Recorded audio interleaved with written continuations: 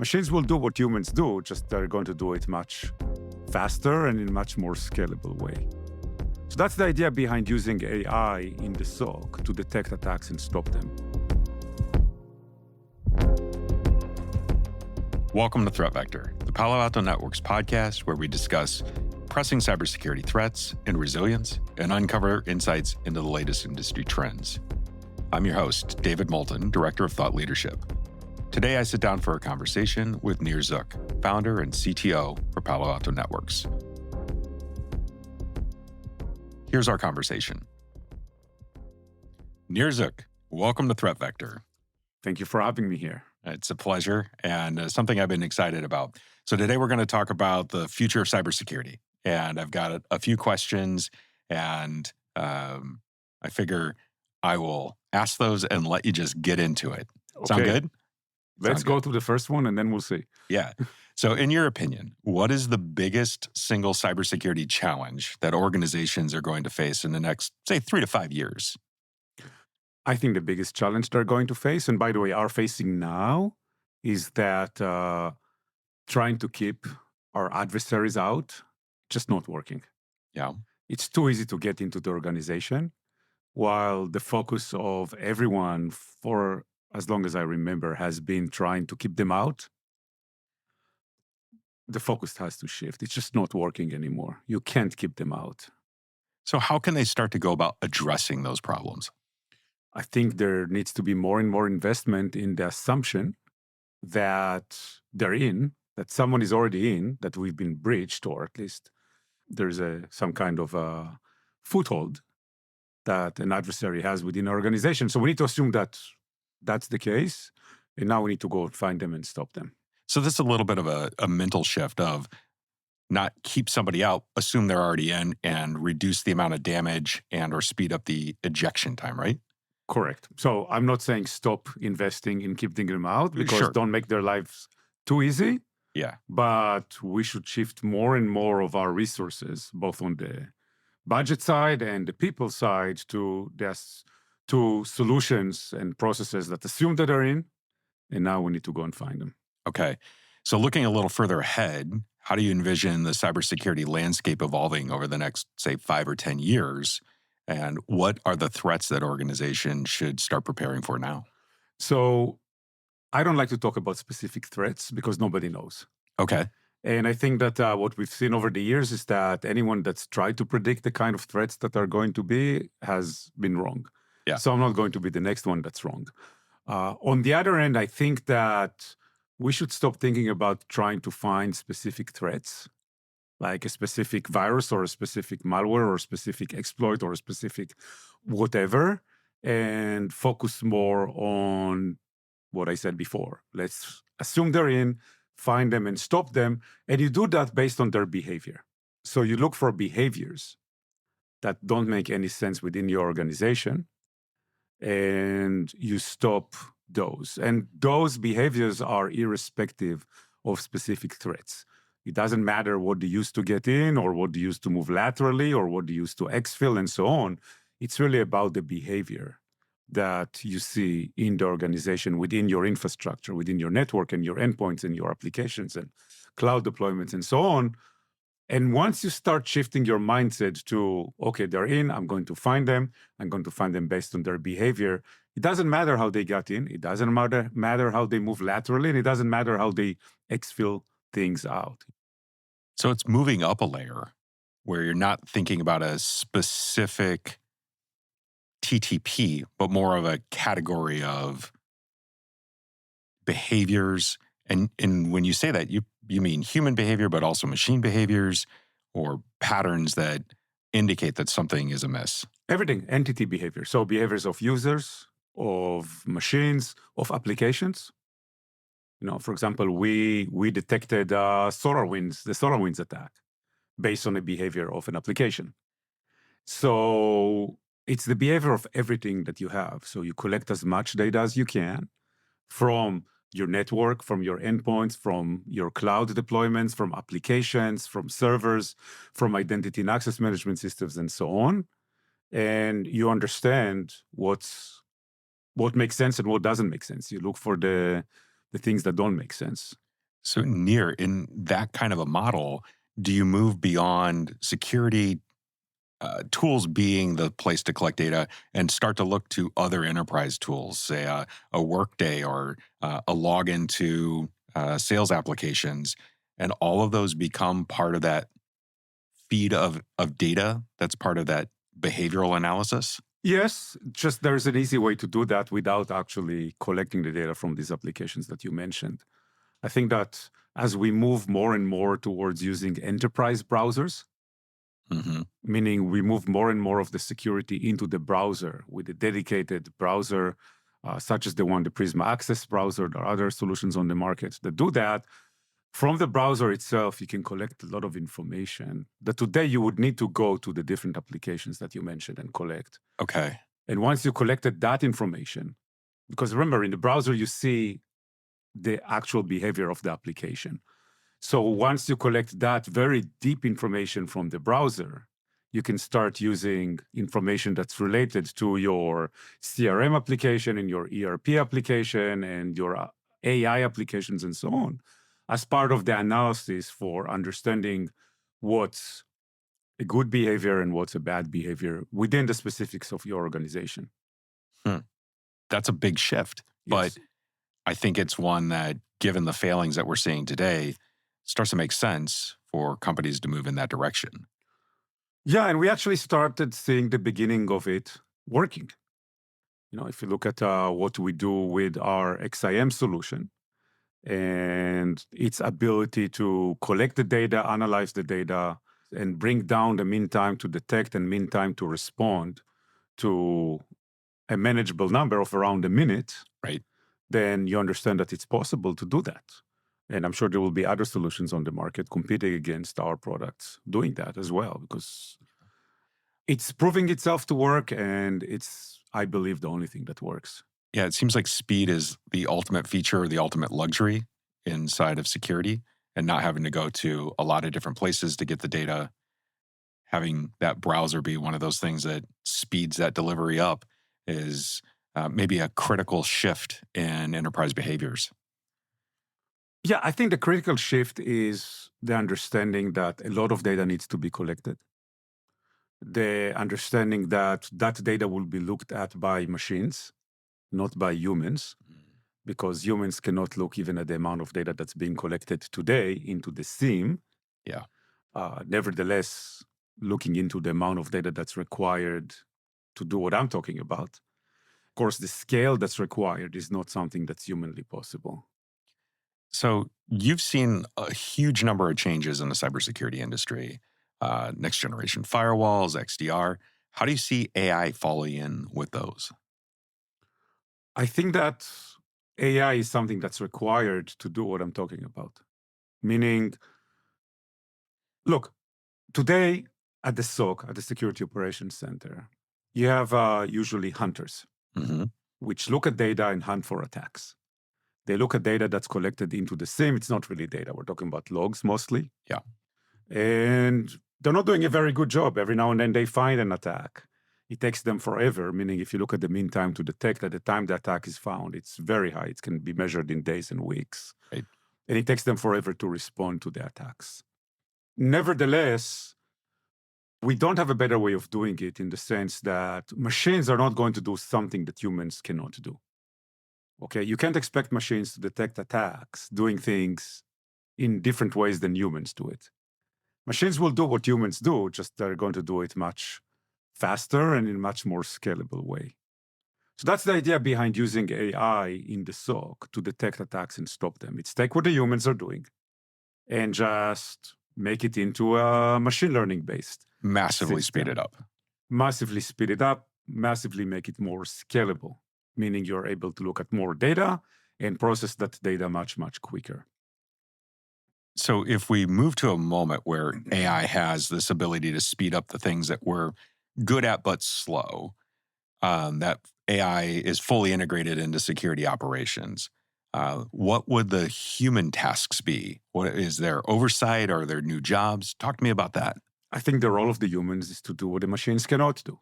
I don't think machines can replace people. Certainly not anytime soon.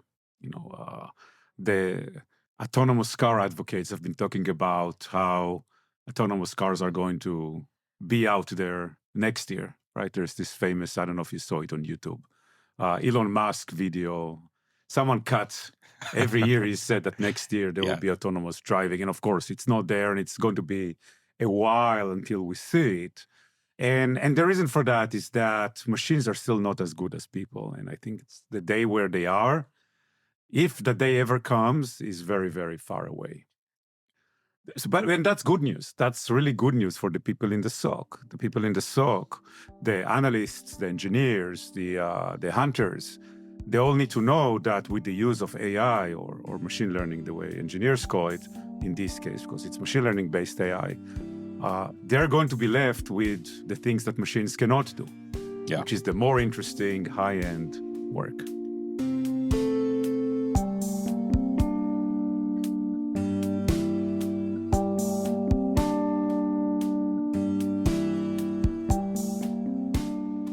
So years ago, I was listening to Don Norman talk about autonomous cars. And he asked a simple question. When you're sitting at an intersection and you wave somebody through that wants to walk across, or you're standing at an intersection and you wave the car through, how do you get to that point where an autonomous car can wave to a human one way or the other? And there was no good answer for that.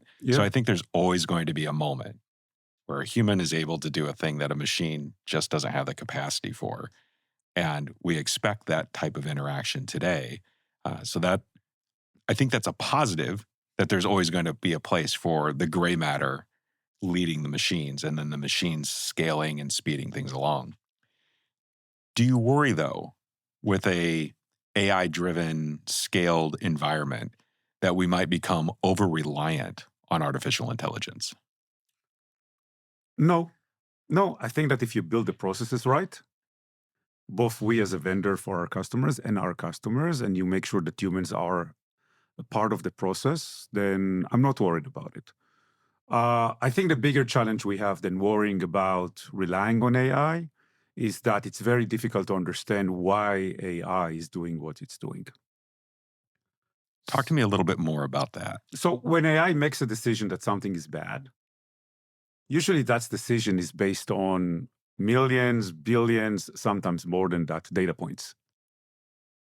So for a human to go in and look at those billion data points and say, oh, I understand now why the UI made the decision that it made, is very, very difficult. So a human can't disentangle a billion data points that are coming in, and a similar looking set was fine, but this one isn't. That becomes a bit of a mystery or a black box. Correct. And that means that humans need to start relying on AI without understanding why AI did what it did. And that's tough. It's tough for humans in general to do it, especially security conscious humans, such as those that you find in the Security Operations Center and generally in InfoSec.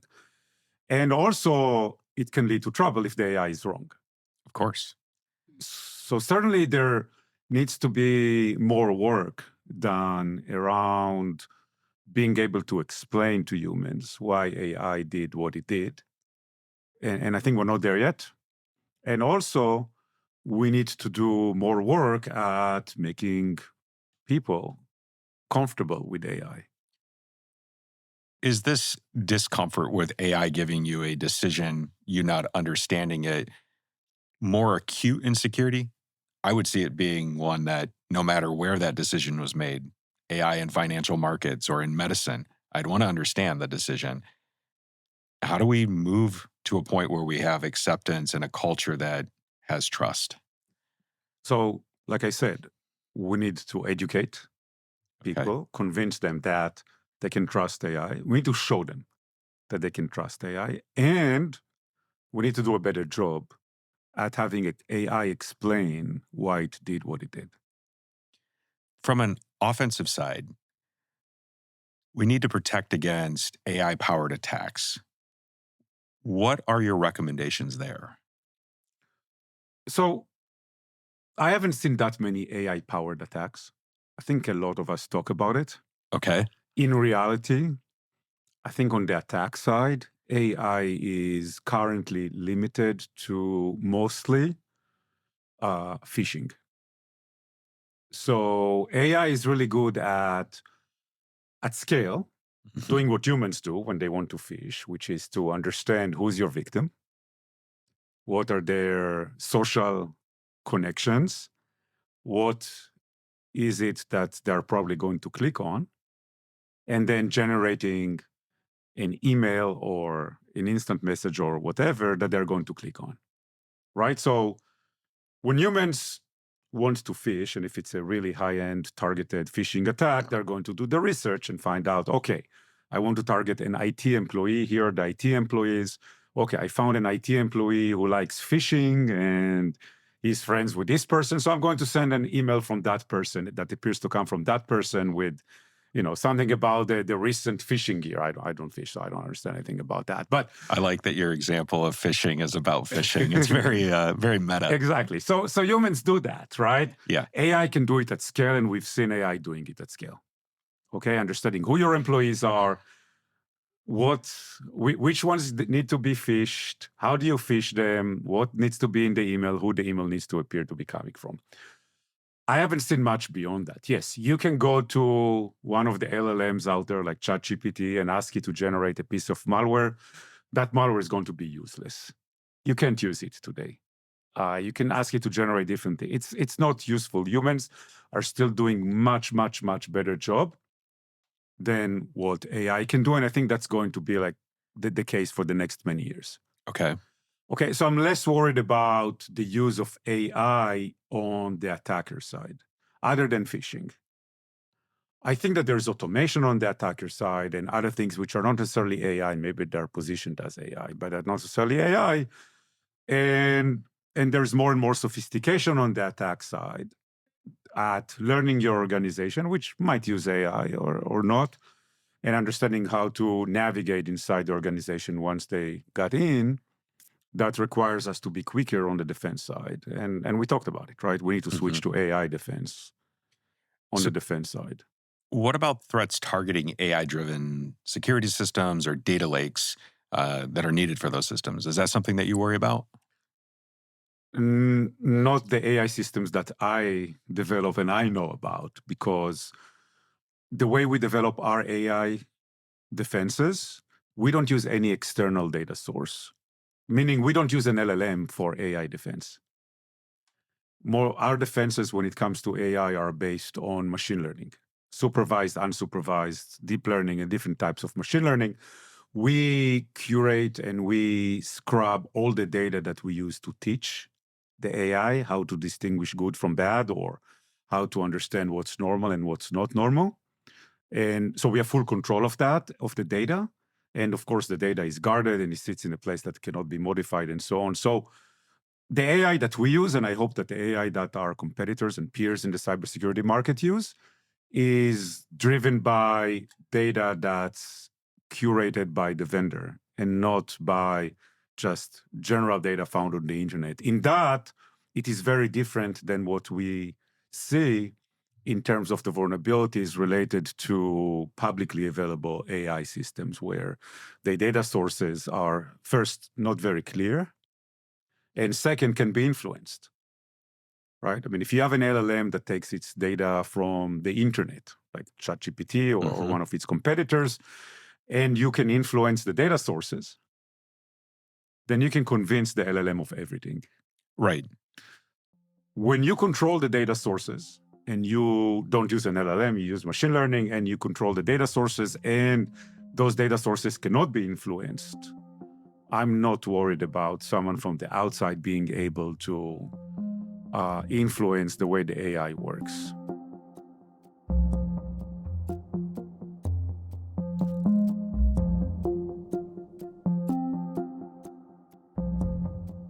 So it sounds like it's a security hygiene and an intentional choice to build your security apparatus, your security AI, and its data sets in a protected and mature way versus one that allows for Reddit to be consumed. Exactly. And you get wild and crazy answers, or you could bias the data set so that it believes just about anything. Yeah, I would recommend to all vendors to make sure that they don't use any external data sources, that they don't scrub and check each and every data point within those data sources Yeah, that makes sense. in their defenses AI. It's an opening for trouble. Yeah. As SOCs become more automated, what are the new skills that cybersecurity professionals need to be developing to remain relevant and effective? They need to do what machines cannot do to be effective, meaning they need to be able to investigate attacks that machines are having a hard time to investigate. They need to hunt for attacks that machines cannot detect. They need to, if I were a SOC analyst or a SOC engineer or a hunter, I would learn machine learning or AI. I mean, specifically the machine learning types of AI. I would learn how to take all the data that's being collected by my vendor into the data lake that the vendor is using and hopefully is giving access to its customers. How I would learn how to use that data, how to augment that data with my own data. Right. So if I'm an airline, I would add ticketing data to the system. If I have manufacturing facilities, I would take some sensory information that I collect from those and add it to the data, and then learn how to do machine learning on the data that I added, that I augmented the data lake with, and the data that my vendor collected, like network data, endpoint data, cloud data, applications data, and so on, together to detect attacks. Because I can't expect the vendor that I'm buying the machine learning from to build machine learning models that understand my data Right. as a customer. So the vendor gets you 70% of the way. You need to add the next 30%, that context, and be very, very good at what your machine, what your AI can't do. And that combination, the actual intelligence and the artificial intelligence, the gray matter and the computer, ends up being a really great partnership. Yeah. So Yeah. if you're a level 1, maybe even level 2 SOC analyst, you'd better go and learn how to do those things. Yeah. Nir, I've got 2 more questions for you. So first, with the rapid pace of technological changes, how can organizations ensure that their security strategies remain adaptable and future-proof? So first, I would say that switching to a mindset where you assume that you've been hacked and now you're going to find and stop the adversaries is much more independent of the specific things that you do as an organization. Meaning, if you have a system that can learn your organization and then find out what's, and I'm going to quote that, normal, because normal is a tough word, but what's normal within the behavior within the organization of users, applications, and systems, and so on, and find the abnormal, then your security doesn't have to be specific to what you do. Of course, you still need to augment with your own data, but then let machine learning learn what's normal and what's not normal. So that's the first thing. I think the second thing that I would recommend, and that's very self-serving coming from Palo Alto Networks, is to simplify your security infrastructure. I think that we've come to an era where we were 30 years ago and somehow diverted from it, of being able to work with very small number of security vendors. 30 years ago, you've had 2 security vendors, a network security vendor and an endpoint security vendor, because that's what everything was, firewalls and antivirus. Yep. And then we started diverting from that, and you needed more vendors for this and more vendors for that, and so on, mostly because the early on vendors just screwed up and didn't get into these spaces themselves, and they let others do it. I think we're back to a point where you can have very, very few, a handful of security vendors to achieve your cybersecurity goals. And I think you're going to do yourself a big favor as an organization by simplifying your security infrastructure with a few vendors rather than complicating it with more and more vendors. Okay? And probably the last recommendation, which I hope is answering your question, I'm not sure, but I think it's an important recommendation, is to do what we've always recommended, which is put security into all your planning. Meaning security should not be an afterthought. When you build something, when you create something, a new IT system, a new service to your customers, whatever it is, make sure that security is part of it from the get-go. Don't wait until the end. And don't tack it on. Don't tack it on. It works less well. With the idea of collecting data and analyzing the data independently of what you do, it's easier to pile security on top of something that's existing, but it's not optimal. Right. It's always better to make sure that during the planning phase, at least you collect the right data for security. So, Nir, last question for you. What do you want audience members to remember from our chat today? I want them to remember that they need to start assuming that they have been breached and now go and find and stop the bad people as quickly as possible. Okay, stop spending all your money or not even half of your money on keeping them out. They're in. Remember that. Remember that. The attackers are already in. They're already in. Go and find them and stop them. Nir Zuk, thanks for coming on Threat Vector today. It's been a fascinating conversation. Appreciate your time. Thank you for having me.